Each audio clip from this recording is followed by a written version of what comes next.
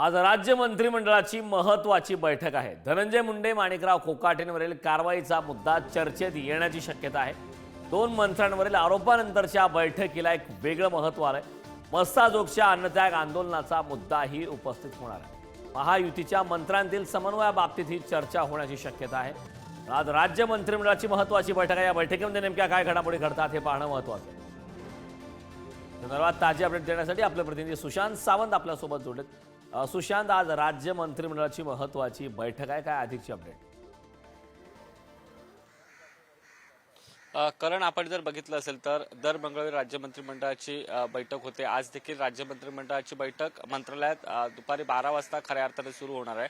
मात्र या बैठकीला धनंजय मुंडे उपस्थित राहणार का हे बघणं महत्त्वाचं आहे, कारण धनंजय मुंडे मागील काही दिवसांपासून ज्या राज्य मंत्रिमंडळाच्या बैठकी होत आहेत त्याला उपस्थित राहत नाहीत। त्याचं कारण म्हणजे त्यांनी सांगितलं की त्यांच्या डोळ्यावर शस्त्रक्रिया झालेली आहे, त्याचमुळे ते सध्या बाहेर येत नाहीत। मात्र आज खरं तर ते येणार का राज्य मंत्रिमंडळाच्या बैठकीत हे बघणं तितकंच महत्त्वाचं ठरणार। कारण आपण जर बघितलं असेल तर संतोष देशमुख हत्या प्रकरणानंतर ज्या पद्धतीने सातत्याने धनंजय मुंडे यांच्यावर आरोप होत आहेत, काल शरद पवार यांनी देखील धनंजय मुंडे यांच्यावर आरोप केले होते।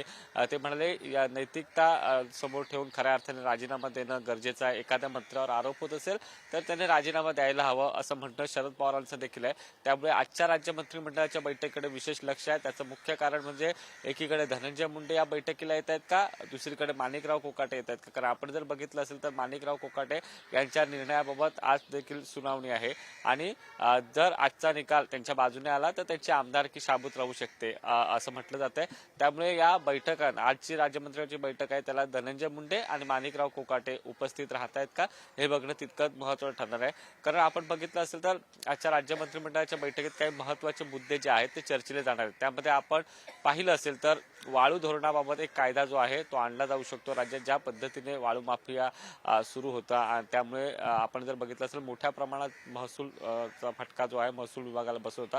याचमुळे एक वाळू धोरण जे आहे ते तयार करण्याच्या दृष्टिकोनातून आजच्या बैठकीत चर्चा होणार आहे। त्यासोबत नव्याने जो व्हेरियंट आलेला आहे, पुण्यामध्ये काही रुग्ण आढळले, मुंबईमध्ये देखील रुग्ण आढळले होते, त्या संदर्भात देखील आढावा आजच्या राज्यमंत्र्यांच्या बैठकीत घेतला जाणार आहे। करण, नक्कीच सुशांत, खूप खूप धन्यवाद या सविस्तर अशा माहितीबद्दल।